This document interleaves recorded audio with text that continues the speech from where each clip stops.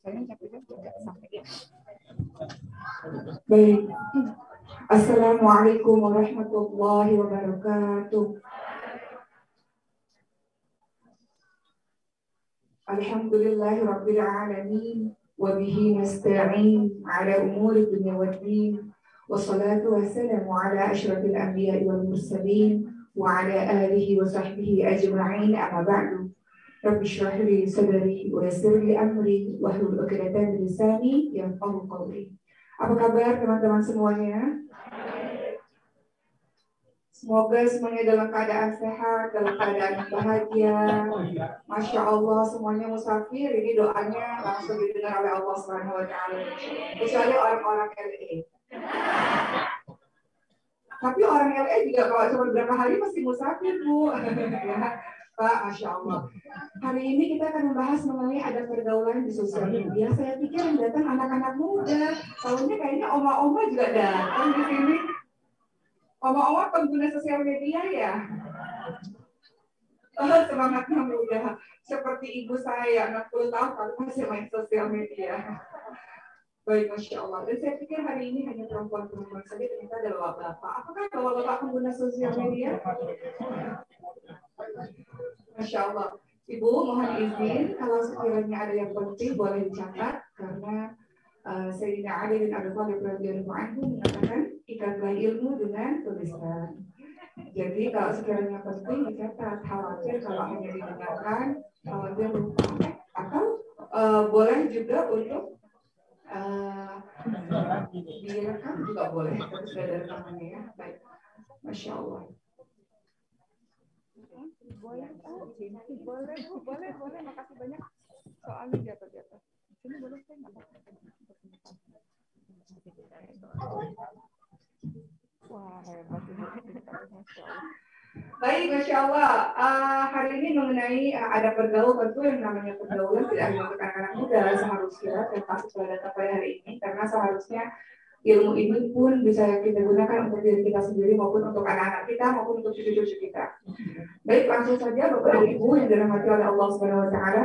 Kalau bicara tentang bergaul, tentu saja Islam menyuruh kita untuk bergaul dengan orang lain dengan akhlak yang baik. Apa kata Nabi Muhammad SAW atau sabda Nabi, wa khaliqin nasa bi khuluqin hasanin, yang artinya dan pergaulilah manusia dengan akhlak yang baik. Sebelum saya membahas banyak tentang apa-apa yang harus atau tidak boleh kita lakukan dalam pergaulan, khususnya dalam sosial media, rasanya penting juga kita membahas sedikit mengenai siapa sih orang-orang yang patut menjadi teman terdekat kita. Ibu dan Bapak dan teman-teman semua, orang Islam tentu saja Masya Allah tinggal di Amerika, open-minded, boleh berteman dengan siapa saja, tentu saja boleh.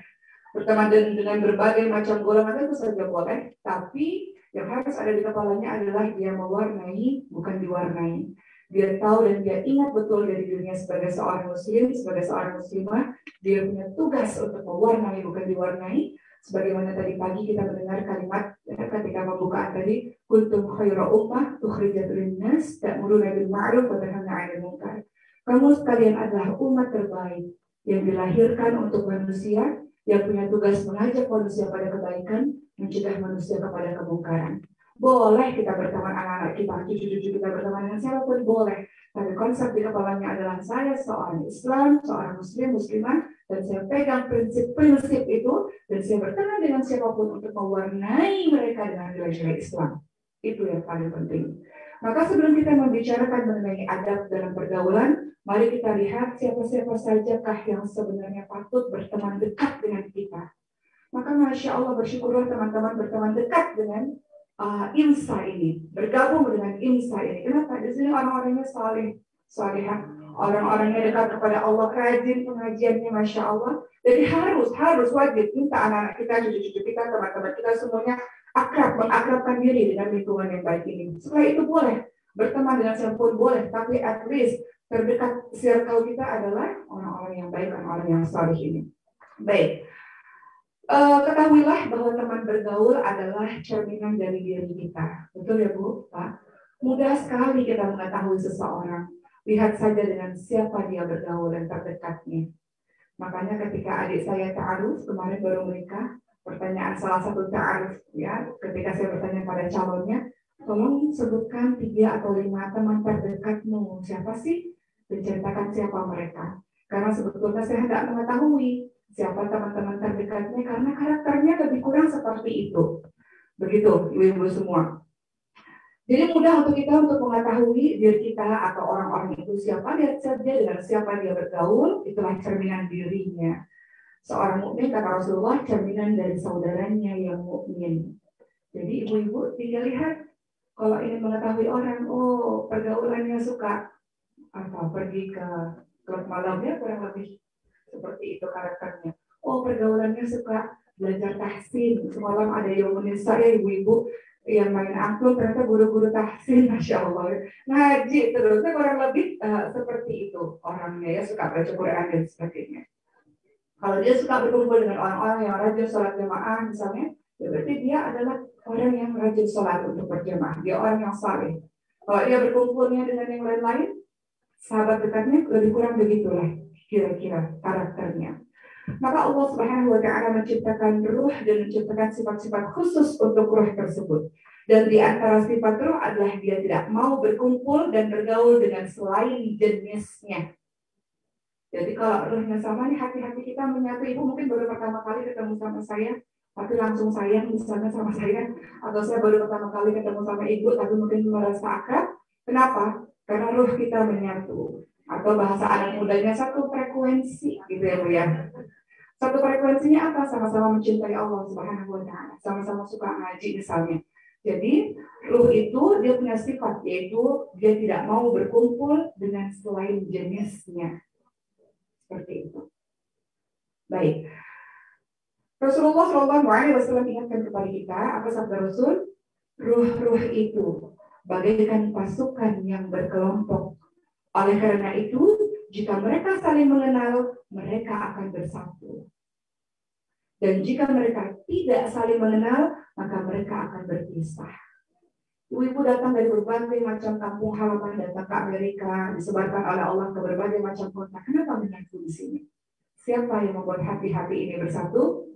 Allah Subhanahu wa Ta'ala. Betul kan? Kadang ibu-ibu baru pertama kali ketemu sama seseorang, atau mudahnya ini karena kita mungkin orang Indonesia, jadi merasa sangat dekat. Ibu pergi umrah deh, nggak kenal siapa dia, nggak tahu dari negara mana, tiba-tiba ketika dia mengucapkan Assalamualaikum, kemudian kita mengatakan Waalaikumsalam warahmatullahi wabarakatuh, dekat kan rasanya? Ruh-ruh ini saling menyatu. Ruh-ruh ini memiliki kecintaan yang sama kepada Allah Subhanahu wa Ta'ala, sehingga Allah dekatkan dia. Begitulah teman-teman yang dirahmati oleh Allah Subhanahu wa Ta'ala. Maka rasa-rasanya penting bagi saya pada hari ini sebelum kita membahas mengenai apa-apa saja yang harus kita lakukan dalam adab pergaulan kita, memilih teman yang menjadi sahabat karib kita harus ada kriteria-kriterianya. Sampaikan ini kepada anak-anak kita, kepada teman-teman kita, kepada adik-adik kita, bahwa hati-hati dengan hal ini. Sama juga tidak peduli dengan anak muda, walaupun anak muda tantangannya sangat luar biasa, tapi ini sama berlaku kepada siapapun. Kita boleh berteman dengan siapa saja, tapi sahabat karib kita harus orang-orang tertentu. Siapa dia? Pertama, dia adalah orang yang harus berakidah lurus. Wajib. Sahabat erat, sahabat terbaik harus mereka yang memiliki akidah yang lurus. Saya akan ceritakan betapa bahayanya kalau teman-teman bersahabat erat dengan orang-orang yang tidak memiliki akidah yang kokoh, tidak memiliki akidah yang baik, tidak memiliki akidah yang lurus. Ingat siapa Abu Thalib, Bapak dan Ibu?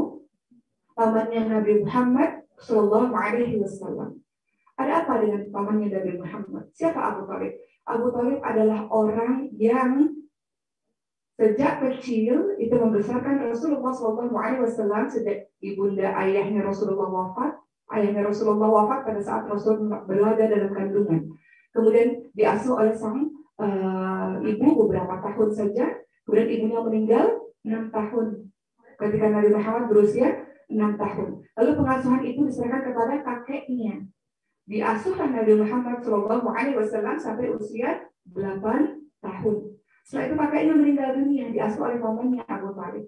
Dan Abu Thalib adalah orang yang sangat luar biasa dalam melindungi keponakannya ini. Tidak ada seorang pun yang berani untuk melukai Rasulullah SAW sedikit pun karena Abu Thalib, teman-teman sekalian. Abu Thalib mendukung, melindungi Rasulullah dan mendukung perjuangan dakwah Rasulullah SAW. Tapi lihat apa yang terjadi di detik-detik wafatnya. Kisah ini sangat terkenal. Ini berbahaya. Contoh bagi kita apabila kita memilih teman dekat kita orang-orang yang tidak berakidah lurus. Pada saat detik-detik wafatnya, apa kata Rasulullah SAW? Rasul meminta agar pamannya itu mengucapkan kalimat La ilaha illallah di akhir hidupnya. Rasulullah SAW meminta agar Rasulullah SAW bisa memberikan syafaat bagi pamannya itu karena selama ini telah membantu perjuangan Rasulullah. Tapi ada dua sahabat dekatnya Abu Thalib, namanya adalah Abu Jahal dan Abdullah bin Abi Umayyah, dua tokoh kafir Quraisy yang pada saat di detik-detik wafatnya Abu Thalib, dua orang ini berada di dekatnya Abu Thalib dan meminta Abu Thalib tidak mengatakan kalimat La ilaha illallah, alias meminta Abu Thalib untuk tidak mengikuti agama Muhammad SAW. Maka akhir hidup Abu Thalib tidak pernah terucap tulisan kalimat La ilaha illallah. Apa ini? Karena seorang teman yang dekat mampu mempengaruhi kita. Maka ada bergaul yang kita akan bahas setelah ini. Sebelumnya kita akan bahas barusan ya mengenai teman-teman terdekat kita harus mereka yang berakidah lurus karena begitulah mereka sangat berefek dalam kehidupan kita. Tadi kata Rasulullah, seseorang bergantung agama temannya. Jadi kalau kira-kira anak kita, saudara kita mulai nggak sholat, mulai pergi kemana-mana, mungkin sahabat dekatnya orang-orang yang tidak punya akidah yang kokoh, akidah yang baik, akidah yang lurus, akibatnya seperti itu. Jadi hati-hati, harus sahabat yang terdekat adalah mereka yang memiliki akidah yang kokoh. Kedua, siapakah yang bisa menjadi teman dekat kita? Yang kedua adalah mereka yang tentu saja taat beribadah dan menjauhi perbuatan maksiat. Ini penting. Dalam surah Al-Kahf atau surah Al-Kahfi ayat ke-28 Allah Subhanahu wa taala berfirman yang artinya sabarkanlah dirimu bersama dengan orang-orang yang berdoa kepada Allah Subhanahu wa taala pada waktu pagi dan waktu petang dan mereka itu menginginkan wajah-wajah Allah. Kita diminta untuk bersabar bersama orang-orang yang senantiasa berzikir kepada Allah, senantiasa beribadah kepada Allah Subhanahu wa taala.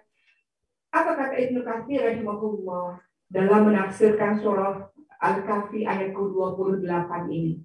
Apa maksudnya kita disuruh bersabar kepada orang-orang yang senantiasa berzikir setiap pagi dan setiap petang? Maka Ibnu Katsir meminta atau menafsirkan ayat ini untuk kita duduk berlama-lama dengan penuh kesabaran bersama orang-orang yang senantiasa bertasbih, memuji Allah Subhanahu wa taala, bertakbir, orang-orang yang saleh. Kenapa disuruh sabar? Sabar itu ada 3. Sabar dalam menghadapi ujian. Sabar dalam menolak kemaksiatan. Sabar itu, yang namanya maksiat itu enak. Butuh kesabaran dalam menolak itu. Sabar dalam menjalankan ibadah. Teman-teman yang lain perlu sabar enggak? Perlu. Kalau enggak, aduh mantap banget deh, nggak usah deh. Teman-teman baca Quran perlu sabar enggak? Perlu, kalau enggak baru Bismillahirrahmanirrahim Yasin. Sadaqallahul adzim. Baru 1 ayat sudah sadaqallahul adzim. Boleh sih 1 ayat juga pahala juga sih, tapi enggak gitu-gitu amat nih kayaknya ya. Ya kalau enggak sabar kita akan tidak melanjutkan ibadah itu teman-teman sekalian. Jadi kita diminta untuk bersabar, bergaul dengan orang-orang yang saleh, artinya yang namanya menjadi orang yang baik, berteman dengan orang yang baik, butuh yang namanya kesabaran. Berikutnya, teman-teman semua, siapa sih yang boleh menjadi teman karib kita, teman terdekat kita, untuk melindungi kita? Ingat, karena kita punya tugas dalam bergaul, dalam berteman ini, kita punya tugas untuk mewarnai dengan nilai-nilai Islam, dengan memegang prinsip kita sebagai seorang muslim dan muslimah. Apalagi Masya Allah teman-teman tinggal di Amerika, Masya Allah ini ladang dakwah luar biasa, dan berbicara dengan pakai jilbab yang rapi, perilaku yang Masya Allah jadi ladang dakwah, betul ya Ibu ya. Tapi ingat, teman-teman terdekatnya harus orang-orang yang saleh. Siapa lagi dia? Karakter yang ketiga yang harus kita miliki, yang harus teman kita miliki. Dia orang yang berakhlak terpuji dan bertutur kata yang baik. Apa kata Rasulullah? Mukmin yang paling sempurna imannya adalah mukmin yang paling baik akhlaknya. Cari yang paling baik akhlaknya. Orang-orang yang belajar agama harusnya memiliki akhlak yang baik. Inna sholata tanha 'anil fahsya'i wal munkar. Harusnya kalau sholatnya baik, akhlaknya juga baik. Kalau sholatnya betul. Kan ada yang mengatakan, kok dia nggak baik ya? Padahal sholatnya udah betul. Sholat yang betul itu apa? Khusyuk dalam sholatnya. Bagaimana cara bisa khusyuk dalam sholatnya? Paham makna sholat, tenang dalam gerakan.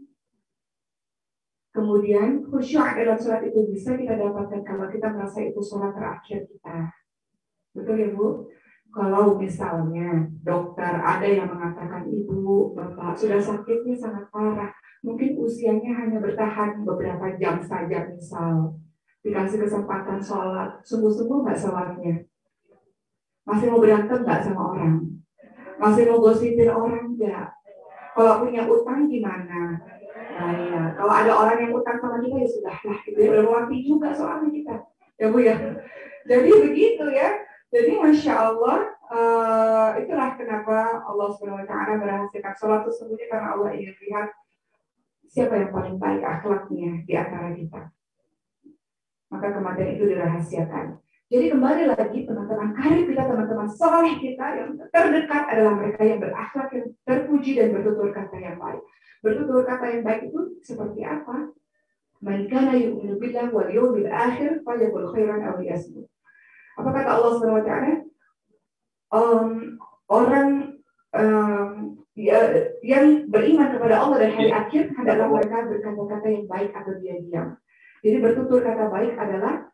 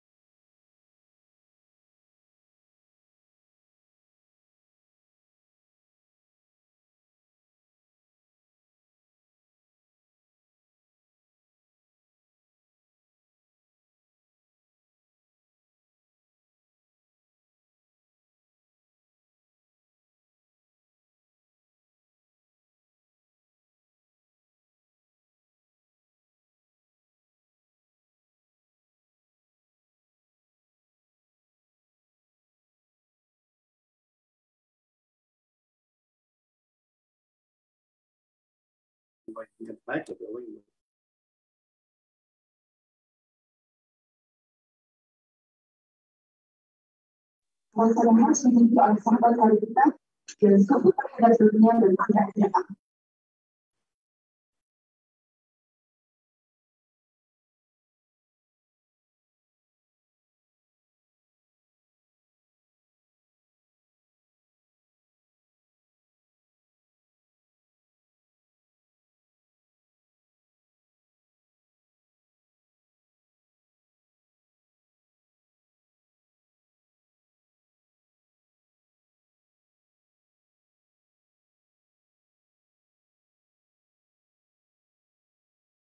Selanjutnya teman-teman sekalian.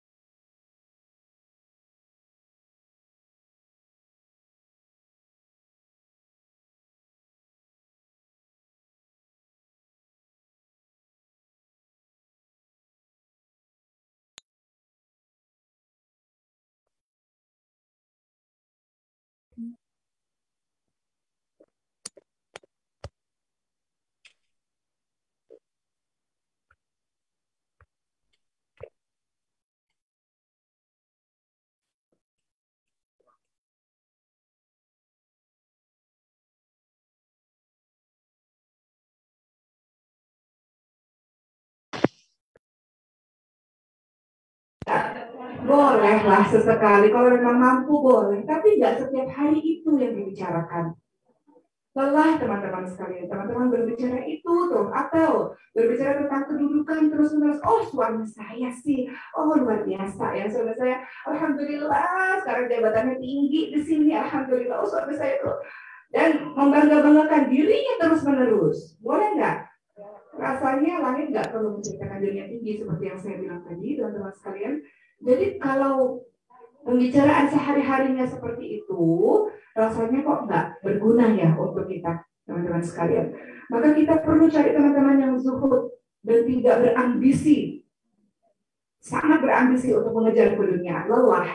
Kita patut berteman dengan orang-orang yang mengingatkan kepada Allah Subhanahu wa Ta'ala. Bahkan mengingatkan kematian. Pembicaraan saya dan ibu itu seringkali kita bahas mengenai kematian. Kematian itu harus menjadi pembicaraan sehari-hari loh teman-teman sekalian, betul ya? Kemarin ibu saya baru menceritakan kepada anak-anaknya, berbicara pada kami, kebetulan kami punya family group. Ibu bilang pada saya, tiba-tiba nggak ada angin, nggak ada hujan, tiba-tiba ibu mengatakan, jangan lupa nanti kalau ibu meninggal, ibu maunya meninggalnya di pesantren kita ya, dekat anak-anak artis.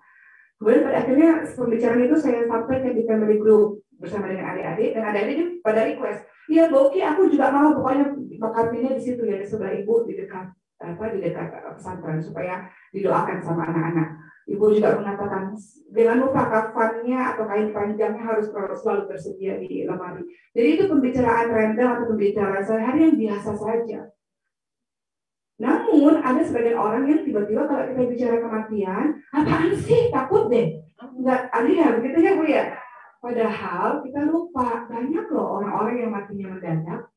Apalagi di corona 2 tahun ini banyak loh. Almarhum ayah saya 6 bulan yang lalu meninggal mendadak lagi tidur. Banyak sekali anaknya Ustaz almarhum Arifin Elham baru 21 tahun juga meninggal juga mendadak. Kemudian kemarin wali kota Bandung kita di Indonesia ya, lagi sholat, bukan lagi sholat, lagi di hari Jumat, Masya Allah, kematian kita inginkan, kematian yang membuat iri. Ya, di hari Jumat dalam kondisi berwudu, mau khutbah Jumat, di tempat terbaik, di hari terbaik dalam aktivitas terbaik, meninggal mendadak. Kenapa beliau bisa meninggal di masjid? Ya karena hari-harinya di masjid atau hari-harinya cinta masjid, seseorang akan dimatikan sesuai dengan kebiasaannya. Ibu-ibu yang hari-harinya mengaji, banyak loh di YouTube lagi baca Quran, tiba-tiba meninggal dunia. Karena hari-harinya baca Quran. Atau orang-orang yang suka sujud, banyak ya Bu di YouTube Pak, kita lihat orang-orang mati dalam keadaan sedang bersujud. Kenapa? Karena hari-harinya bersujud. Allah matikan dia sesuai dengan kebiasaannya. Tapi orang-orang yang macam-macam, Allah juga matikan dia dalam keadaan yang macam-macam. Jadi kita kembali lagi di sini bahwa teman karib kita yang paling dekat dengan kita harus mereka yang zuhud terhadap dunia dan tidak berambisi mengejar kedudukan. Banyak kok orang-orang kaya, saya yakin di antara bapak dan ibu ini Allah kasih kelebihan harta, tapi Masya Allah tawadu'nya luar biasa. Betul ya? Tawadu'nya luar biasa, rendah hatinya luar biasa, bahkan menjadi pelayan di Insa ini, Masya Allah, pelayannya Allah Subhanahu wa Ta'ala. Mereka orang-orang yang selalu dekati mereka. Itu harta kita, dekati mereka. Mereka memberikan pertolongan pada kita. Nanti, di dunia dan juga di hari akhir, dekati mereka. Kemudian yang keenam, siapa sih orang yang paling harus berdekatan dengan kita sebelum kita bahas adat bergaul, ini paling penting. Mereka yang banyak ilmu. Like es buah, Pak. Banyak ilmu, teman-teman sekalian. Ada pepatah mengatakan orang kecil biasanya berbicara tentang kejelekan orang lain. Tahu nggak sih, tetangga kita itu baru beli AC baru. Kenapa dia kepanasan sih? Tetangganya yang baru beli AC dia kepanasan misalnya. Mobil baru buat dari mana sih? Dia yang sibuk gitu. Jadi orang-orang kecil membicarakan masalah orang lain. Tapi kalau orang-orang biasa membicarakan masalah peristiwa-peristiwa sehari-hari itu orang biasa. Tapi orang hebat, orang-orang berilmu membicarakan masa depan, membicarakan umat ini, anak-anak ini mau kita bawa kemana, generasi ini harus kita didik seperti apa misalnya. Atau apa yang kita bisa lakukan untuk lingkungan kita, bagaimana Masjid Al-Kafir yang di LA ini berkembang dengan pesat itu orang-orang hebat. Jadi kita mau orang-orang seperti itu. Ketika kita bergaul dengannya, yang kita bicarakan adalah masalah-masalah ke depan. Masalah-masalah yang memiliki manfaat untuk banyak orang. Hidup ini nggak melulu soal diri sendiri, kan ibu-ibu sekalian. Apa kata Rasulullah? Khairun nas anfa'uhum linnas. Sebaik-baik orang adalah orang yang bermanfaat untuk orang lain.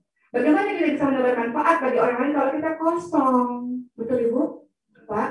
Teko yang kosong mau ngisi apa? Tapi teko yang isinya teh bisa ngisi air teh.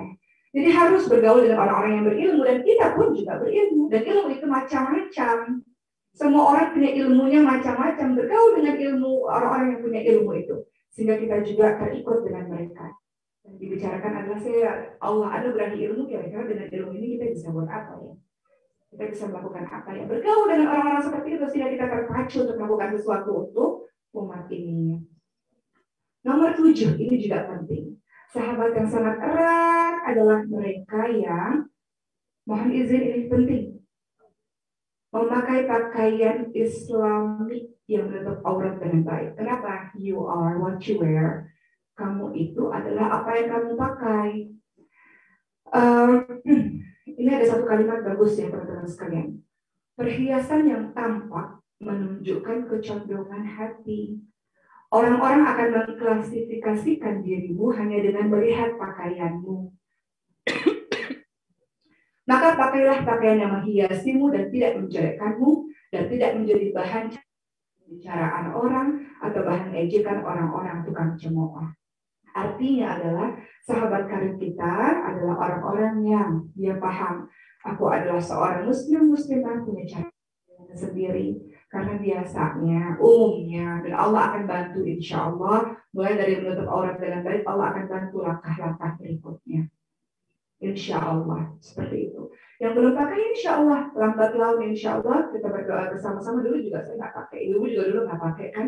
Tapi insya Allah pelan-pelan kita belajar. Nggak ada yang simsalabim langsung pakai syar'i. Kalau bisa alhamdulillah. Kalau enggak ya pelan-pelan. Saya juga dulu pakai kerudung sakaratul maut, Bu. Ada nggak ada di kerudung sakaratul maut nih? Kencang banget diikat ke lehernya. Muter-muter, menengok sana susah, nengok sini susah, gitu ya. Langsung dibenerin kerudungnya. Nggak apa-apa, namanya juga proses. Nggak seperti sulap, salapnya berubah nggak apa-apa, pelan-pelan, alhamdulillah. Ada saya juga begitu waktu awal-awal, Boki negosiasi. Aku mau pakai jilbab, tapi kalau di kampus aja. Di luar aku lagi casting ya, dia ricis ya kalau ibu tahu. Kemudian saya katakan, nggak apa-apa Bu, asal didampingi dan diingatkan terus-menerus. Namanya orang berproses pelan-pelan, nggak apa-apa. Pelan-pelan sambil terus doakan, insya Allah lama-lama dia paham bahwa menutup aurat ada dalam surah Al-Ahzab ayat ke-59. Yudhilina alaihinna min jalabibihinna dzalika adna ayyuhum fala yu'tain. Ulurkan jilbab sampai seluruh tubuh supaya kamu mudah dikenal sehingga tidak diganggu. Ada satu film saya yang sebenarnya akan tayang nanti Januari. Di situ ada perkataan seorang bule Belanda nanya dalam film itu, kenapa sih harus pakai jilbab? Kemudian saya mengambil permen. Mohon maaf sekali ya, saya memberikan contoh ini bagi teman-teman yang belum berhijab, mohon maaf, tapi mudah-mudahan ini menjadi sesuatu yang bisa dipikirkan. Permen itu saya buka plastiknya, kemudian permen yang satunya lagi saya belum buka. Kemudian saya suruh pilih, kamu pilih yang mana? Kemudian si orang Belanda bule ini mengatakan, saya mau pilih yang terbungkus. Kenapa? Ini rapi, ini bersih. Kemudian saya katakan, that's hijab, kamu sudah menjawab sendiri tanpa saya perlu bicara panjang-panjang. Jadi itu analogi tentang hijab, tapi insya Allah semuanya bisa berhijab secara istiqamah, dan kalaupun belum pakai pelan-pelan insya Allah. Anak-anak kita, teman-teman kita pelan-pelan insya Allah. Mudah menjadi seorang muslim di Indonesia, mudah karena mayoritas. tapi tentu tantangannya luar biasa. Makanya pahalanya lebih besar untuk teman-teman yang tinggal di negara minoritas Islam, karena perjuangannya susah, tapi istiqamah dengan Islamnya, Masya Allah. Jadi insya Allah sahabat-sahabat karib kita, atau mereka yang belum, pelan-pelan kita ingatkan. Tapi ingat, dalam berdakwah itu tidak bisa kita paksakan seseorang. Dakwah itu ibarat seperti kunci dengan lubang pintu. Kalau keras dan kasar, rusak nggak kira-kira pintunya? Rusak. Begitu pula dengan dakwah. Kalau kita keras dan kasar, masuk neraka, nanti rambutnya digantung di neraka sana misalnya. Itu kira-kira nyampe nggak tuh dakwah? Nggak nyampe, ibu sekalian. Ada apaan sih gitu ya? Apaan sih, males deh. Pergi dia lah, begitu. Dakwah itu disampaikan dengan bahasa yang mampu menyentuh hatinya. Dan dakwah itu landasannya adalah sayang. Kita sayang, makanya kita menyampaikan dengan bahasa sayang, bahasa cinta. Fir'aun saja, orang paling jahat sedunia yang mengaku dirinya Tuhan dan membunuh anak-anak laki-laki. Ketika Nabi Musa berdakwah, apa kata Allah? Qaulan layyina, ngomong dengan bahasa yang baik ya, yang lembut ya. Nabi Musa aja disuruh bahasanya lembut kepada Fir'aun. Teman kita, anak kita, atau adik kita kan bukan Fir'aun, ibu sekalian. Jadi jangan terlalu kasar dan keras sekali kepada anak-anak kita. Qaulan layyina, ucapan perkataan yang lemah lembut. Back to tema kita lagi. Sahabat karib kita yang paling dekat, mereka yang memakai pakaian dengan baik, atau kalau belum, kita pelan-pelan untuk mengajak mereka dengan baik. Dan dakwah itu penuh dengan kesabaran, insya Allah. Kemudian yang ke-8, yang terakhir sebelum kita bahas tentang adab-adab sosial media ya, adalah dia yang selalu menjaga kewibawaan dan kehormatan dirinya dari hal-hal yang tidak layak menurut pandangan masyarakat. Ada perkataan Imam Syafi'i bagus sekali, teman-teman sekalian. Apa perkataan beliau? Seandainya air yang dingin merusak kewibawaanku atau kehormatanku, maka saya tidak akan minum kecuali yang panas saja. Artinya teman kita ini, sahabat karib kita ini berhati-hati. Berpikir sebelum bicara, berpikir sebelum bertindak. Dia berhati-hati dalam melakukan segala sesuatu. Dia selalu menjaga kehormatan dirinya. Ketika bergaul misalnya dengan seseorang, berpikir dulu, kalau saya bergaul terlalu jauh apa dampaknya. Kalau saya biarkan anak saya, nak malam minggu gak jalan nak, mana pacarnya nak? Ibu, kata Allah Subhanahu Wa Taala, wala taqrabu zina, jangan dekati zina. Tapi ibu sendiri yang mengatakan, nak malam minggu jangan keluar, jangan berduaan. Nggak tahu kita berduaan dia ngapain. Misalnya seperti itu ya. Jadi itu adalah 8 poin orang-orang yang boleh menjadi teman karib kita. Karena dia mempengaruhi kita luar biasa. Kata Rasulullah, apa seseorang berteman dengan penjual minyak wangi, kecipratan wanginya. Seseorang yang berteman dengan pandai besi, kecipratan baunya dan apinya. Maka betul-betul doa agar kita, anak keturunan kita punya lingkaran yang baik dan soleh. Atau sebelum kita kirimkan anak kita ke belahan dunia manapun, pastikan dia kokoh keimanannya. Boleh anak kita mau ke Eropa, ke kemana, boleh. Tapi fondasinya kokoh, Masya Allah. Begitu. Nah, sekarang kita akan bahas mengenai adab bergaul di sosial media. Sosial media ini khususnya untuk orang-orang Indonesia, penggunanya banyak sekali.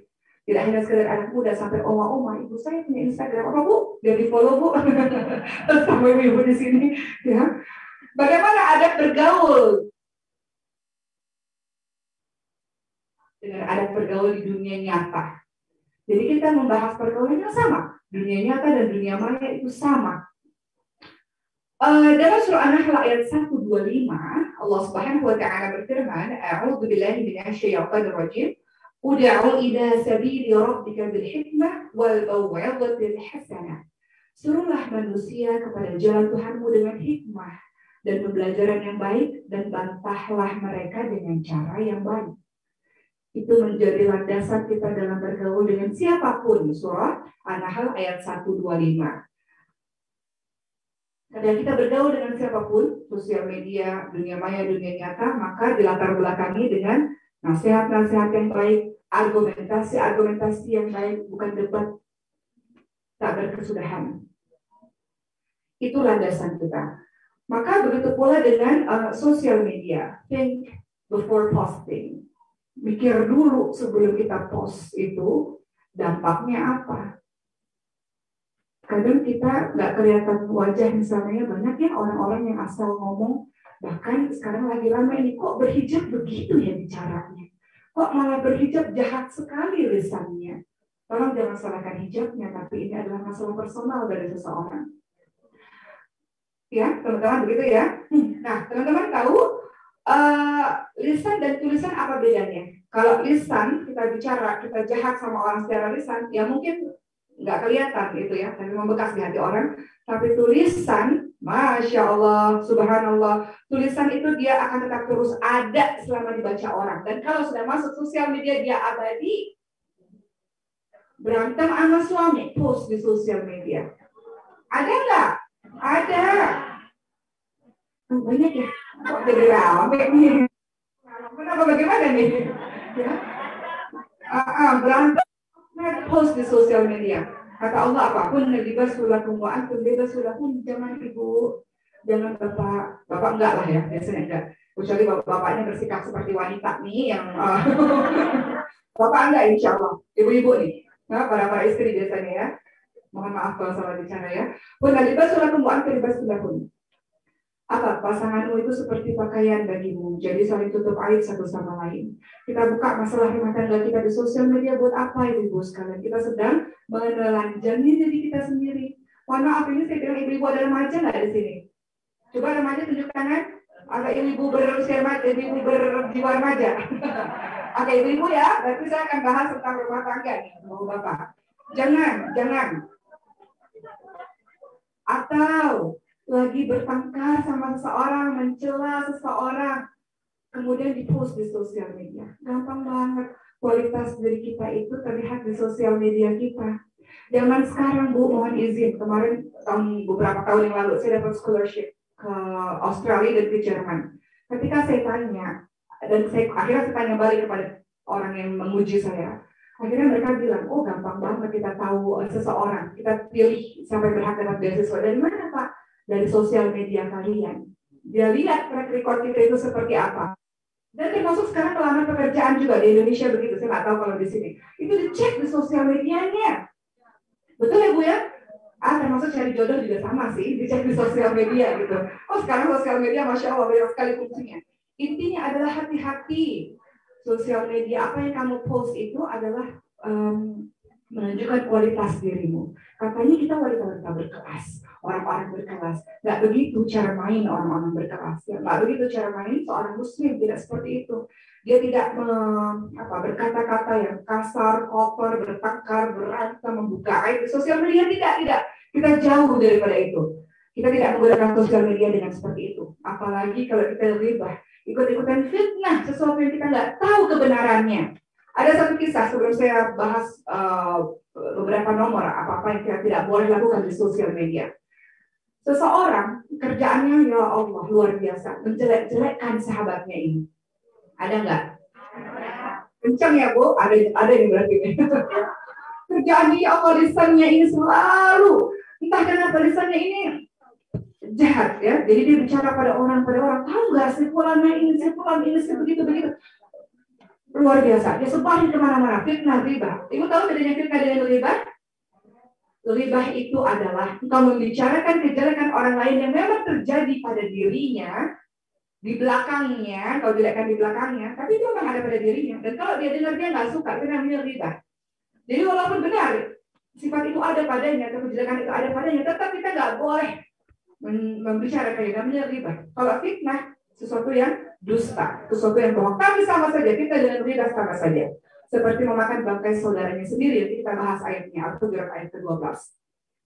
Tapi ada satu kisah, si orang itu selalu menjelek-jelekkan. Ini laki-laki perempuan sama saja, banyak kok juga orang-orang yang laki-laki atau yang perempuan mengatakan hal demikian. Bahkan istrinya sendiri atau suaminya sendiri, saudaranya sendiri dibicarakan kemana-mana. Singkatnya, orang ini berhijrah, bertaubat dia, takut dia, ya Allah jahat sekali lisan ini. Dia datang kepada saudaranya itu, saya minta maaf karena saya telah membicarakan kejelekanmu di depan banyak sekali orang. Bagaimana caranya agar kau maafkan saya? Maka orang korban ini mengatakan, boleh tolong beli bulu-bulu ayam di pasar. Setelah kau beli bulu-bulu ayam itu, kemudian kau sebarkan bulu-bulu ayam itu ke tempat di mana-mana saja yang engkau pernah bicara tentang kejelekanku. Apa maksudnya? Lakukan saja. Maka si penggibah ini, orang yang suka ngomongin orang yang jahat sekali lisannya ini, dia beli bulu-bulu ayam itu, dia sebarkan bulu ayam itu ke tempat-tempat yang dia pernah bicara jelek tentang temannya ini. Kemudian akhirnya dia datang lagi kepada si korban ini, kepada temannya. Apa yang harus saya lakukan lagi setelah ini? Apakah akan memaafkan saya? Kemudian kata orang ini, sadarkah begitulah ketika engkau membicarakan tentang saya. Pembicaraan itu, kalimat itu sudah menyebar di mana-mana, sebagaimana bulu-bulu itu tersebar di mana-mana, sudah nggak tahu lagi. Engkau bisa tidak mencari bulu-bulu itu lagi, kumpulkan lagi. Nggak bisa, dia sudah tersebar kemana-mana. Begitulah ketika engkau menjelek-jelekan saya, engkau menjelekkan pada satu orang, tapi berita itu sudah tersebar di mana-mana. Bagaimana cara engkau membersihkan nama baikku dengan perilakumu yang seperti itu? Itu luar biasa. Kalau kita sampai tidak dimaafkan oleh seseorang, itu luar biasa. Hati-hati penghakiman Allah nanti di hari akhir. Kalau ada orang yang mengatakan, aku tuntut engkau di hari akhir, engkau zalim sekali. Kalau di hari akhir dia katakan, ya Allah, jangan masukkan dia ke surga, dia jahat, dia zalim sama saya ya Allah, maka dia atau kita, atau dia yang jahat itu termasuk orang yang paling merugi. Kenapa merugi? Karena seluruh pahalanya ditarik, diambil kepada orang yang dia zalimi. Itu namanya rugi. Makanya kalau ada orang yang jahat, orang yang lisannya jahat, jangan dibalas ini ibu sekalian. Biarlah Allah yang membalasnya. Kenapa? Karena kita nggak mau. Apa bedanya kita dengan dia? Betul ya? Ya, jadi seperti bulu-bulu tadi, dia tersebar kemana-mana. Bagaimana cara mengumpulkannya? Bagaimana cara pada akhirnya bisa membersihkan nama baik itu? Tidak mudah. Walaupun pada akhirnya orang itu maafkan, tapi lihatlah dampak apa yang kau bicarakan sebelum kau berpikir itu. Makanya kita sebelum host, kita pikir, sebelum kita bicara, kita pikir apa dampaknya. Jaga lisan, jaga jari, hati-hati betul dalam berbicara. Dalam surah Qaf ayat ke-18, Allah Subhanahu wa Ta'ala berfirman, tiada satu ucapan pun yang diucapkan melainkan ada di dekatnya malaikat pengawas yang selalu hadir. Jadi hati-hati dalam mengeluarkan lisan atau mengetik sesuatu di sosial media. Nggak perlu yang jelek-jelek, buka aib, marah-marah, menimpali hoax yang kita nggak tahu kebenarannya, nggak perlu, teman-teman sekalian. Maka di antara ketergelinciran lisan dan jari-jari, ini ada beberapa yang tidak boleh kita lakukan. Adab-adab bergaul di dunia nyata maupun di sosial media dengan lisan ataupun dengan jari. Apa itu? Yang pertama, tidak boleh mencela makhluk yang tidak bisa berbuat apa-apa. Ini dalam lisan maupun dalam tulisan. Aduh, hujan terus, sebel banget deh. Hujan-hujan terus itu mencela itu. Mencela makhluk yang tidak berbuat apa-apa. Itu nggak boleh, teman-teman sekarang. Aduh, panas banget ya. Aduh, panas banget, gerah banget, nggak suka. Ada yang sebel banget, dia benci banget deh, panas seperti ini misalnya. Nggak boleh teman-teman sekalian mencaci angin, mencaci hujan, mencaci makhluk-makhluk yang tidak dapat berbuat apa-apa, itu tidak boleh. Apa kata Nabi Muhammad SAW? Allah berfirman, manusia menyakiti aku, kata Allah. Dia mencaci maki waktu atau mencaci maki ciptaan Allah itu, padahal aku adalah pemilik dan pengatur masa. Akulah yang mengatur malam dan siang, menjadikannya silih berganti. Hadis riwayat Bukhari Muslim. Terlihat ringan ya ibu sekalian, tapi ternyata nggak boleh. Nggak boleh kita mencela makanan pastinya nggak boleh. Mencela waktu juga nggak boleh. Mencela angin, aduh dingin banget kayak gini, aku bisa masuk angin, nggak suka banget, deh benci banget. Kenapa sih Allah kasih angin begini terus? Atau kenapa sih Allah kasih banjir seperti ini? Nggak suka dan sebagainya. Mencela. Padahal bisa saja kalau seperti banjir akibat dari kesalahan dia sendiri. Tapi seperti angin, seperti hujan dan sebagainya, kata Allah, manusia menyakiti aku, dia mencaci maki waktu, padahal aku pemilik dan pengatur masa. Akulah yang mengatur malam dan siang dan berikan yang silih berganti. Jadi nggak boleh. Apa kata Rasulullah dalam hadis riwayat Tirmidzi? Janganlah kamu mencaci maki angin. Jadi nggak boleh mencaci maki. Lisan kita ini ternyata mencaci begitu-begitu saja nggak boleh, apalagi yang lain. Betul ya ibu sekalian. Kedua, dalam ada pergaulan pun di sosial media, jangan banyak mengeluh. Mengeluh banyak nih. Suamiku ngasih uang belanja sedikit banget. Taruh di sosial media. Boleh nggak kira-kira Bu? Nggak boleh ya.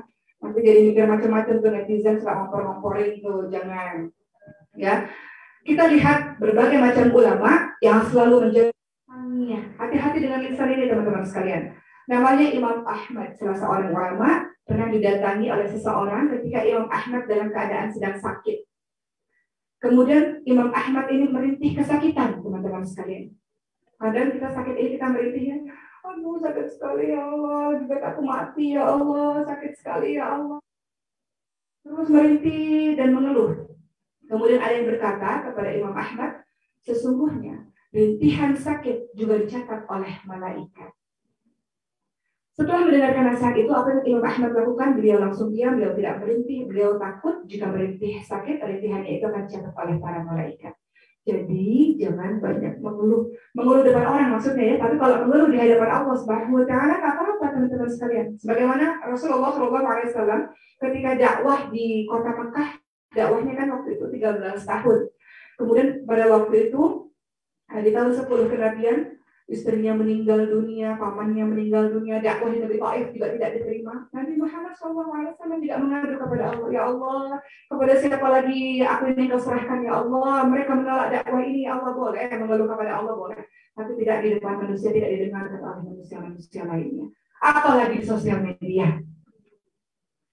Jangan mengeluh di sosial media. Kenapa ibu sekalian, ayah bapak-bapak sekalian? Mengeluh di sosial media itu kurang perhatian kah? Jadi harus mencari perhatian orang-orang dari sosial media atau seperti apa? Kalau kurang perhatian dari suaminya, dia sama-sama suaminya, jangan di sosial media. Khawatir nanti yang lain ya enak ngomongnya, yang lain nanti yang akhirnya, oh dia kurang perhatian, aku akan memberi perhatian kepadanya, misalnya gitu ya. Saya nggak bicara apa-apa loh Bu. Ya. Baik, berikutnya yang ketiga, ada bergaul di sosial media. Kalau teman-teman punya sosial media atau dalam pergaulan sehari-hari, yang nggak boleh adalah seringnya berdusta. Kalau di sosial media itu dustanya apa? Pengen kelihatan hidupnya wow gitu ya. Makanya wahai para ibu dan ayah, ibulah paling sering, gak usah iri sama orang-orang di sosial media, karena yang ditampilin itu kadang-kadang tidak sesuai dengan realita gitu ya. Atau ditampilin yang indah-indahnya aja, mana ada orang yang menampilin sedih-sedih. Ya kecuali orang yang ada error sedikit ya, mungkin nampilin yang sedih-sedih. Tapi pada hakikatnya orang punya nampilin yang hebat-hebat di sosmed. Jadi kalau terlalu wah enak ya hidupnya, punya barang ini, punya barang itu. Nggak begitu lah, insya Allah teman-teman insight tidak begitu. Jadi termasuk salah satu sikap dusta kalau ibu-ibu di sini berjualan online, misalnya banyak sekali itu fotonya seperti apa, barangnya sampainya seperti apa, berdusta, banyak ya, banyak begitu. Padahal kalau Rasulullah itu kalau berjualan, kenapa beliau akhirnya repeat order bahasa sekarang ya, karena jujur sekali. Kalau ada kurma basah, dikasih tahu di kurmanya basah, kualitasnya tidak bagus misalnya. Jadi nggak perlulah berdusta untuk membohongi publik sesungguhnya kita siapa. Ada loh orang yang memang betul-betul akhirnya jadi harus minjem-minjem untuk kelihatan keren di sosial medianya misalnya. Untuk apa? Apa yang dikejar sesungguhnya untuk apa? Kualitas dari ibu lebih mahal kok daripada barang-barang yang ibu pakai harusnya. Ya Bu ya? Kan barang-barang ini prestis, aku dihormati oleh orang betul. Tapi sebenarnya kualitas dari ibu-ibu, bapak-bapak dengan ilmu, dengan kesolehan itu jauh lebih tinggi dibanding dengan barang-barang itu semua. Jadi nggak perlu memaksakan diri hanya untuk di-post di sosial media atau untuk pembohongan publik lainnya gitu ya. Ada nggak yang begitu tuh? Oh, ada ya. Kok ada semua ya? Berikutnya ini juga hati-hati. Termasuk ayah, ibu, para laki-laki, para perempuan, adab dalam bergaul adalah tentu saja kita tahu ini umum ya, tidak boleh mengolok-olok orang lain. Dalam surah Al-Hujurat ayat 11 sebagai dalilnya, Allah Subhanahu wa taala ingatkan, "A'udzu billahi minasyaitonir rajim. Ya ayyuhalladzina amanu la yaskhar qaumun min qaumin 'asa an yakunu khairan minhum wa la nisa'un min nisa'in 'asa an yakuna khairan minhum," dan seterusnya. Wahai orang-orang beriman, janganlah kumpulan laki-laki merendahkan kumpulan yang lain. Boleh jadi mereka yang direndahkan, mereka yang ditertawakan jauh lebih baik daripada dirimu. Dan ayat berikutnya khusus disebut, dan jangan pula para perempuan, jangan rendahkan kumpulan yang lainnya. Boleh jadi yang direndahkan itu jauh lebih baik daripada dirimu, kata Allah. Ayat ini dilanjutkan dengan, dan janganlah suka mencela, dan janganlah memanggil dengan gelaran-gelaran yang buruk, seburuk-buruknya panggilan. Seburuk-buruk panggilan adalah panggilan yang buruk sesudah iman, dan barang siapa yang tidak bertaubat mereka adalah orang-orang yang zalim. Jangan suka olok-olok orang lain, jangan suka mengejek-ejek orang lain, memanggil dengan gelaran-gelaran yang buruk. Gendut, misal. Ibu nggak tahu dia sakit hati banget bu, dibilang gendut bu, berjuang diet selama ini misalnya ya. Ibu bilang, gendut gitu ya. Gendut, dikiranya imut padahal sakit hati banget, ya Allah. Misal ya. Jangan panggil dengan gelaran-gelaran yang buruk. Bapak juga begitu kepada istrinya ya. Kadang-kadang bapak panggil istri, Dut, panggilan saya padahal sakit hati banget. Ya Allah, misal. Agak sensitif misal berat badan misalnya ya. misal. Ya jadi termasuk begitu. Di sosial media di dunia nyata nggak boleh. Mengolok-olok orang lain, mengambil panggilan-panggilan yang buruk, tidak boleh. Ya, insya Allah teman-teman di INSA sudah tidak ada lagi yang mengatakan atau melakukan hal-hal seperti ini. Berikutnya, ghibah. Yang nomor 5. Ada di sosial media atau di dalam kehidupan sehari-hari ghibah dan fitnah. Dalam surah Al-Hujurat ayat 12 sebagai dalil, "A'udzu billahi minasyaitonir rajim.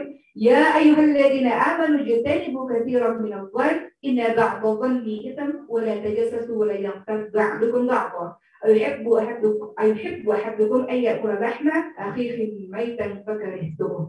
Wahai orang-orang beriman, jauhilah kebanyakan dari prasangka, karena sebagian prasangka adalah dosa. Jangan suudzon. Nomor 1. Kemudian jangan cari-cari kesalahan. Jangan bergunjing. Kemudian apa kata Allah Subhanahu wa taala? Sukakah seorang di antara kamu makan daging saudaranya yang sudah mati? Tentulah kamu merasa jijik kepadanya, dan bertakwalah kepada Allah, sesungguhnya Allah Maha penerima taubat lagi Maha penyayang. 3 hal nggak boleh dilakukan. Suudzon sama orang. Dikit-dikit. Yang paling sering suudzon siapa sih? Ibu sama bapak misalnya. Istri ke suami misalnya. Suudzon mulu, dikit-dikit suami ke toilet diperiksa. Yang ketawa pengalaman nih dulu masa muda apa gimana nih? Misal. Atau apalah ya, suudzon itu membuat kita nggak tenang hidup nih Bu. Capek kita, padahal kita harus punya energi yang positif untuk kita baca Quran, untuk kita melakukan hal yang baik. Kalau suudzon terus, kehidupan kita penuh dengan itu saja, fokusnya kepada situ saja. Jadi kata Allah, jangan suudzon yang berlebih-lebihan, kecuali memang buktinya terlihat depan mata, beda soal. Biasanya setelah suudzon kita akan cari-cari kesalahan. Itu biasanya begitu. Awalnya pasti suudzon dulu. Termasuk di sosmed tuh, ya, misalnya lagi rame ngomongin apa, pasti suudzon dulu. Kita nggak suka sama orang, mau dia buat baik pun tetap aja kita suudzon sama dia misal. Ya. Suudzon habis itu kita cari-cari kesalahan. Setelah itu yang paling parah adalah dia menggunjing, dia bicarakan tentang orang itu kepada yang lainnya. Kata Allah, apakah seperti memakan bangkai saudara sendiri yang sudah mati? Kita kan jijik ketika memakan bangkai. Maka perbuatan orang-orang yang seperti itu menjijikkan teman-teman sekalian. Al-Hujurat ayat 12. Kembali lagi kalimat Rasul apa? Man kana yu'minu billah wal yawmil akhir falyakul khairan aw liyasmut. Barang siapa yang beriman kepada Allah dan hari akhir, dia berkata-kata yang baik atau dia diam. Pernah terjadi peristiwa, bukan azan kan? Azan ya? Oh, azan asar. Kita berhenti dulu. Oh, gitu. Kita dengar azan dulu. Sebentar ya Bu. Sudah habis ya waktunya. Emang sampai jam 3 bukan? 2.50. Oke. Nggak apa kita kasih sekitar 15 menit. Kira selesai 14 berapa? 14.50. Oke. Masih azan kah? Masih ya? Sudah kita lanjutkan? Baik, hati-hati dengan lisan yang suka usil, teman-teman sekalian. Nggak perlu, termasuk menggunjing itu tidak hanya lewat lisan. Kita lanjutkan atau kita ya? Termasuk, mohon izin teman-teman sekalian. Ibu-ibu kalau pernah lihat orang, pernah contoh, lihat dia dari atas ke bawah,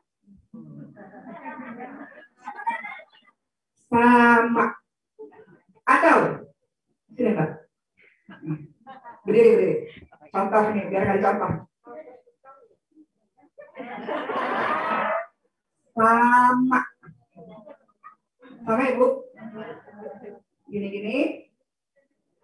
Sama apa gini? Sama dosanya Al-Hujurat ayat ke-12. Seperti engkau memakan bangkai saudaramu sendiri, menggunjing. Nggak boleh membicarakan orang lain, mengejek-ngejek orang lain, riba, fitnah, nggak boleh teman-teman sekalian. Itu yang kelima. Yang keenam, kalau ibu punya sosial media bapak dan ibu, mohon izin ya pada bapak-bapak, ini kayaknya khusus cerita untuk para ibu-ibu. Makanya yang banyak ketawa ibu-ibu kalau kata bapaknya, oh ini kasusnya para ibu-ibu. Oke, yang keenam, hati-hati jangan buat dosa jariah. Pernah dengar nggak dosa jariah? Kita selalu dengarnya amal jariah ya. Padahal ada dosa jariah teman-teman sekalian. Siapa orang-orang yang disebut sebagai orang yang mendapatkan dosa jariah? Apalagi sosial media. Guru, orang-orang terkenal, orang-orang yang banyak follower. Ibu banyak followernya ya? Enggak ya?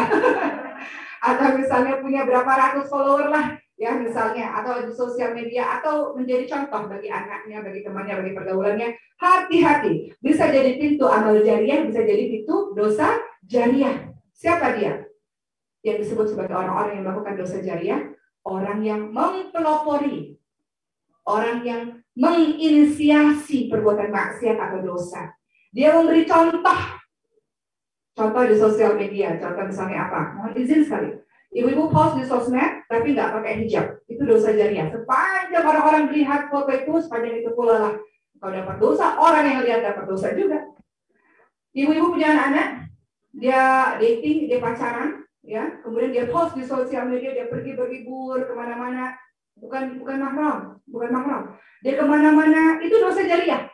Kemudian anak-anak muda kita mengatakan, oh romantis banget ya, couple goals, misalnya. Dengar yang gitu ya Bu, peluk-pelukan dan sebagainya. Oh couple goals, so cute, imut sekali, mesra sekali, romantis sekali, padahal lagi dosa jariah. Dia dosa yang melihat dosa, dia yang melihat terinspirasi juga mendapatkan dosanya. Itu namanya dosa jariah, teman-teman sekalian. Makanya ketika Qabil dan Habil ya, ada kasus pembunuhan ya di masa dulu kan, ketika Qabil membunuh Habil pada saat itu, maka setiap di muka bumi ini ada yang melakukan dosa pembunuhan, maka yang mendapatkan dosa itu juga adalah dia yang pertama kali melakukannya. Ya, dalam hadis Bukhari disebutkan tidak ada satu jiwa yang terbunuh karena secara zalim, melainkan ada anak Adam yang pertama kali membunuh akan mendapatkan dosa karena pertumpahan darah itu. Itu namanya dosa jariah. Jadi di sosial media hati-hati. Kita posting segala sesuatu yang sekiranya menginspirasi orang lain berbuat keburukan, maka itu disebut juga sebagai dosa jariah. Kemudian teman-teman sekalian, nomor 7 yang sering juga dilakukan ada di sosial media yang harus kita lakukan adalah ajang untuk pamer secara berlebih-lebihan. Ya.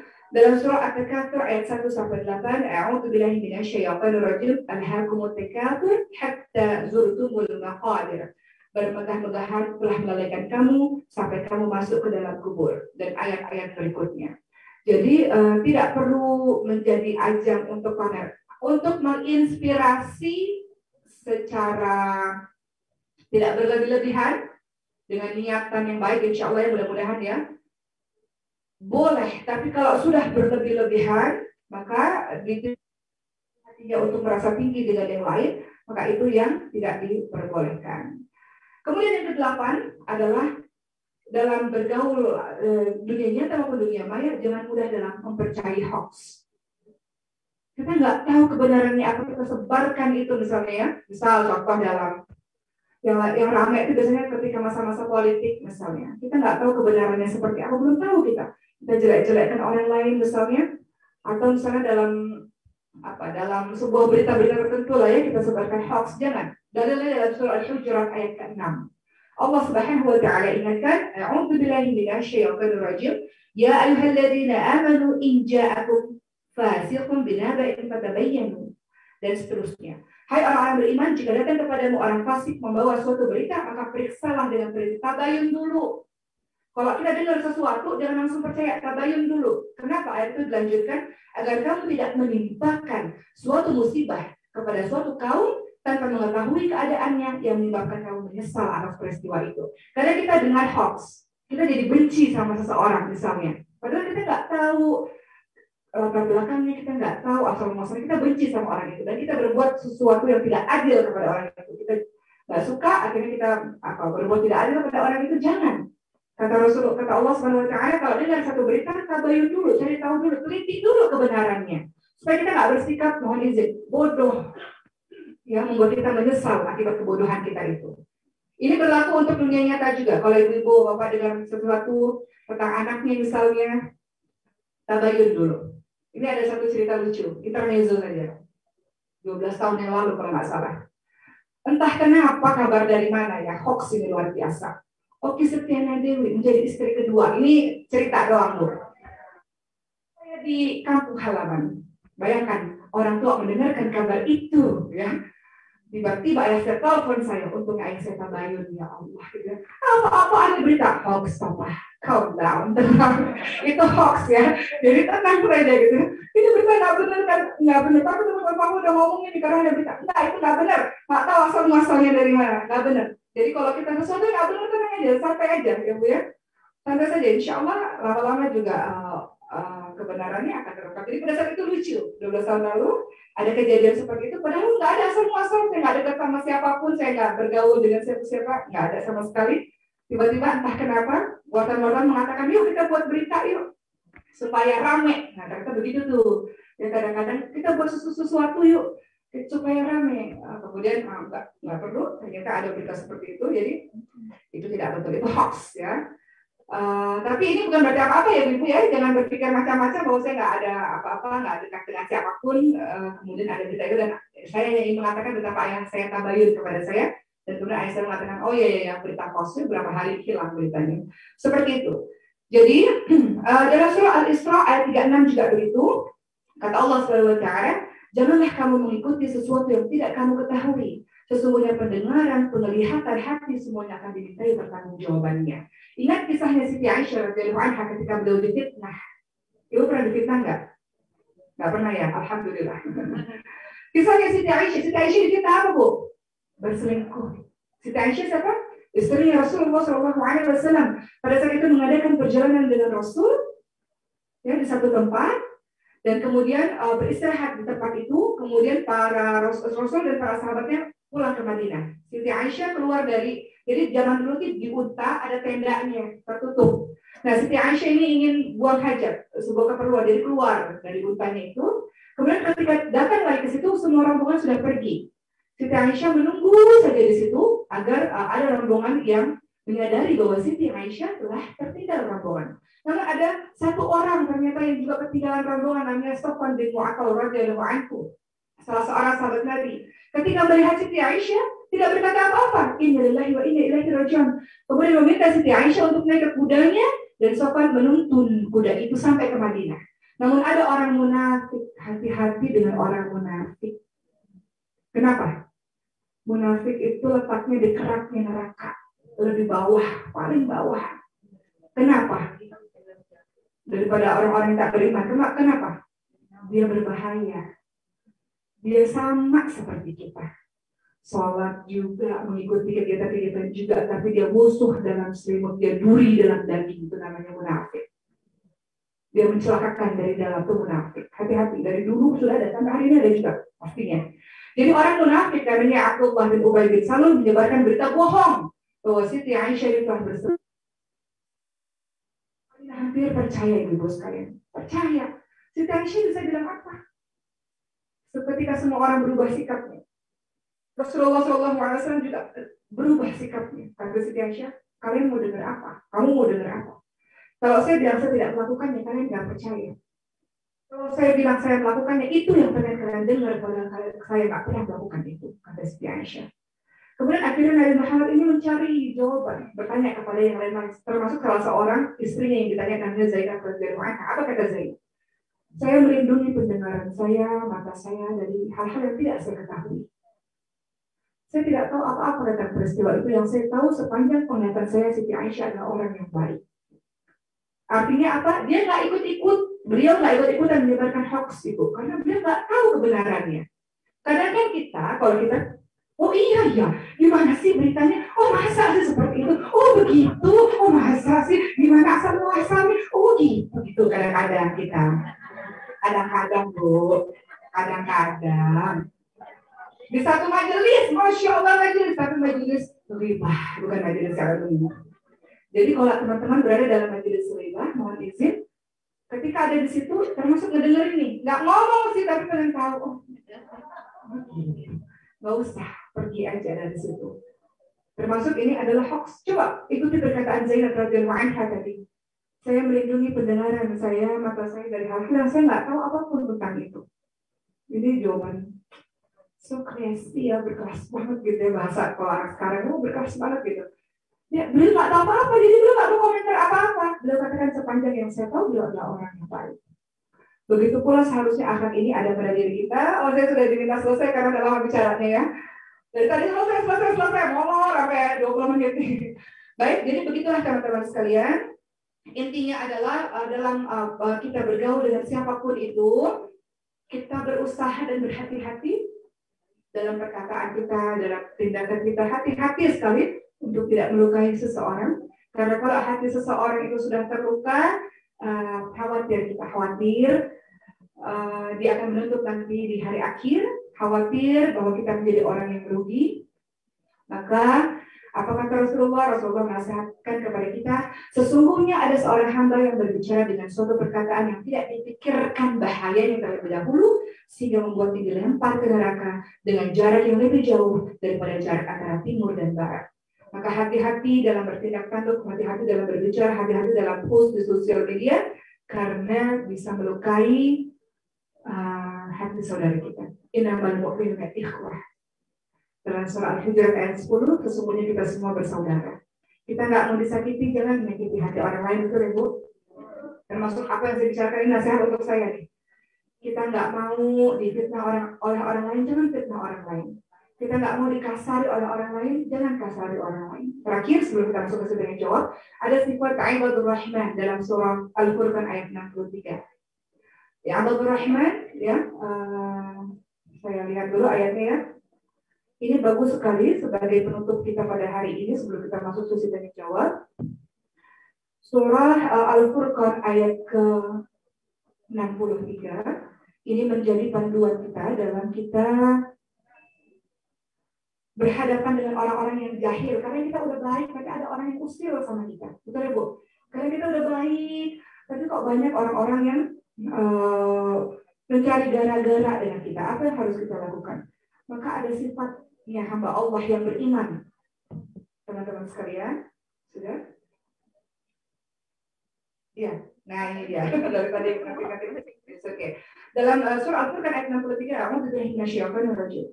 Dan tadi kan kita bicara ya, kita ini harus jadi orang baik dan sebagainya. Tapi gimana kalau ada orang yang ngeselin sama kita udah baik, perasaan kenapa dia ngeselin kita? Apa yang harus kita lakukan?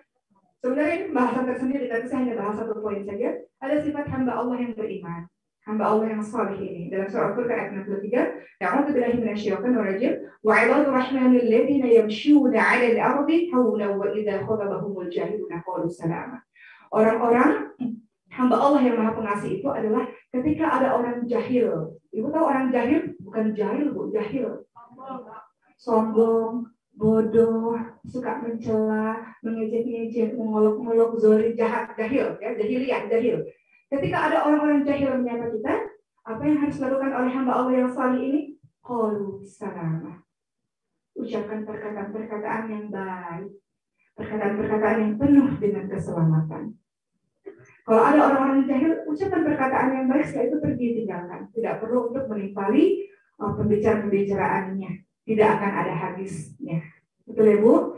Maka insya Allah pembicaraan atau perbincangan sederhana kita pada hari ini adalah manfaatnya. Bisa kita share kepada teman-teman kita.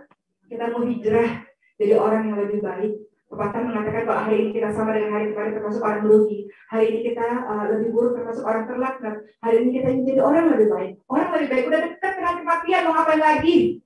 Ya Bu? Udah dekat, ibu saya setiap hari omongannya begitu. Ya, tiap hari omongan kematian. Jadi udah dekat sama kematian, mau ngapain lagi? Suami saya juga begitu. Kemarin suami saya nilai ke 40. Karena kami nggak pernah juga ngerayain ulang tahun, jadi saya lupa, sama sekali lupa. Akhirnya waktu itu lagi di toko karpet, suami saya bilang, kan sekarang Bapak hari ini 40. Oh, udah 40 tahun ya? Oke, sorry, lupa, it's okay, nggak apa-apa. 40 tahun itu kata kayak suami saya, udah lama ngapain lagi, ngapain sih, nggak perlu, kata suami saya, kata udah persiapan menuju kematian, untuk apa lagi? Jadi perbanyak muhasabah diri, perbanyak mengurangi hal-hal yang kira-kira zalim sama orang, nanti kita mati yang diingat sama orang itu antara kebaikan sama keburukan kita, teman-teman sekalian. Terakhir banget ya, dari terakhir terus. Maaf ya. Rasulullah di zaman itu ya, ketika ada jenazah dibawa di hadapan Rasul katakan wajib. Kemudian jenazah lagi datang di hadapan Rasul, wajib. Kemudian para sahabat tanya, apa sih wajib-wajib ini ya Rasul? Rasul katakan yang pertama, ketika orang meninggal dunia, seluruh orang mengucapkan kebaikan tentang dirinya, Rasul katakan wajib. Maka wajib baginya masuk surga Allah Subhanahu wa Ta'ala. Jenazah kedua, orang-orang membicarakan keburukan, dia sombong sekali, dia jahat, dia zalim, kata-katanya menyakiti orang lain, Rasul kata wajib. Ketika orang-orang bersaksi buruk, maka wajib baginya neraka. Jadi manusia-manusia ini adalah saksi-saksi kita di muka bumi, teman-teman sekalian. Jadi hati-hati, jangan sampai akibat dari pergaulan kita yang mungkin menyakiti orang membuat kita sulit memasuki surganya Allah Subhanahu wa Ta'ala. Wallahu a'lam. Begitulah dari saya setelah setengah jam ya berlebih waktunya. Saya kembalikan kepada moderator. Terima kasih. Wassalamualaikum warahmatullahi wabarakatuh. Ya. Masya Allah, terima kasih Ustazah. Nggak terasa sebenarnya udah 1 jam lebih loh. Tapi emang materinya menarik banget ya. Saya juga mau nge-stop ya. Udah nggak apa-apa. Masih poin-poinnya semuanya penting dan menarik gitu. Jadi satu poin penting yang mau satu highlight adalah dalam hubungan media sosial kita harus menjadi orang yang mewarnai gitu ya, bukan yang diwarnai. Karena ini udah jam 2.50 gitu ya, which is the end of the session. Mungkin saya bisa kasih satu aja pertanyaan, really quick question. Lihat yang di depan, silakan.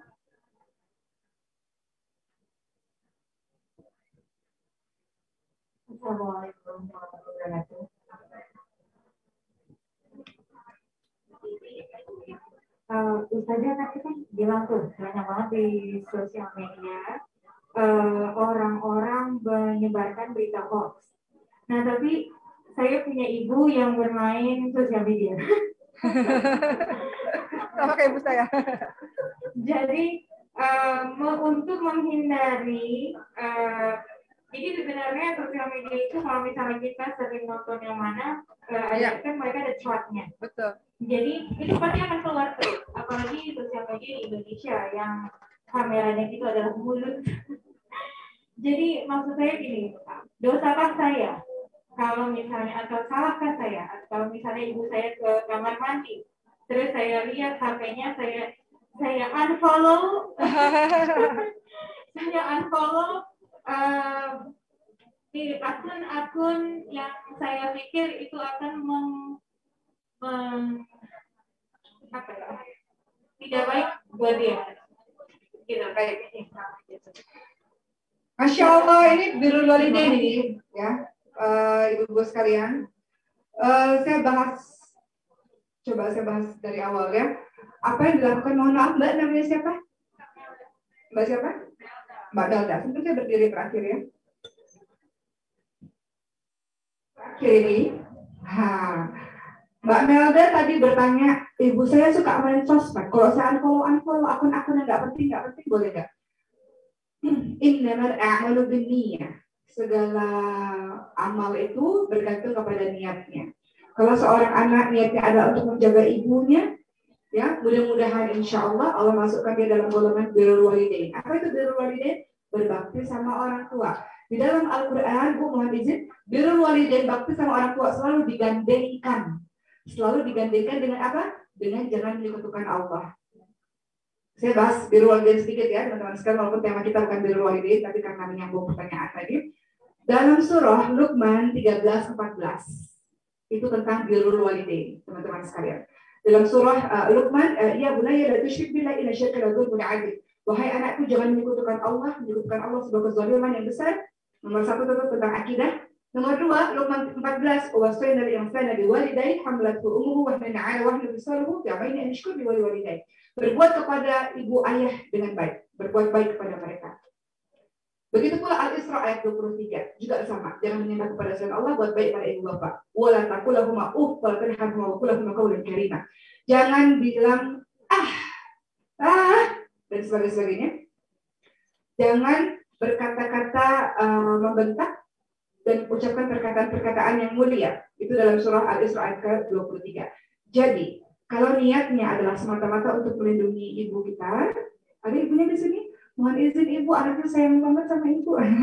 Kamu ibu kepikiran, kadang-kadang orang tua suka kepikiran, orang tua suka overthinking ya.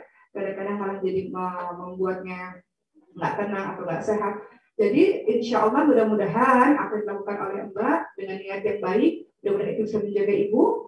Dan tentu saja kalimatnya adalah kalimat-kalimat yang biasanya orang tua semakin baik tuh anak kecil, betul ya teman-teman sekalian ya, semakin cepat tersinggung, semakin cepat marah. Maka wala taqul lahuma uff wa la tanharhuma wa qul lahuma qawlan karima, untuk diri saya juga disampaikan dengan bahasa yang baik kepada ibunya.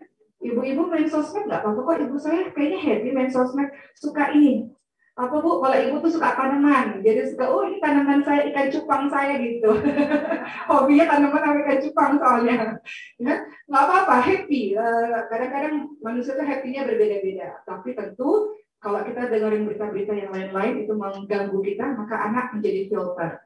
Kita yang masih muda, yang masih tahu memfilter dengan baik, maka bantu orang tua kita untuk melakukan hal demikian. Mungkin begitu ya ibu sekalian. Insya Allah kita bertemu di acara-acara berikutnya dengan tema-tema yang lain. Tapi mudah-mudahan hari ini ada manfaat untuk kita semua, insya Allah.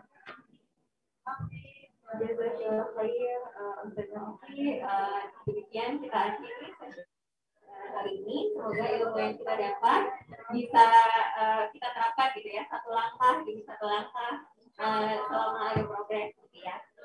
Kita tutup dengan kafaratul majelis. Subhanakallahumma wa bihamdika asyhadu an la ilaha illa anta astaghfiruka wa atubu ilaik. Dan surat Al-Asr wal 'asr innal insana lafi khusr illa alladziina aamanu wa 'amilus shalihati wa tawassaw bil haqqi wa tawassaw bis sabr. Assalamualaikum warahmatullahi wabarakatuh. Terima kasih Ibu. Kita ketemu lagi insyaallah. Assalamualaikum warahmatullahi wabarakatuh. Boleh.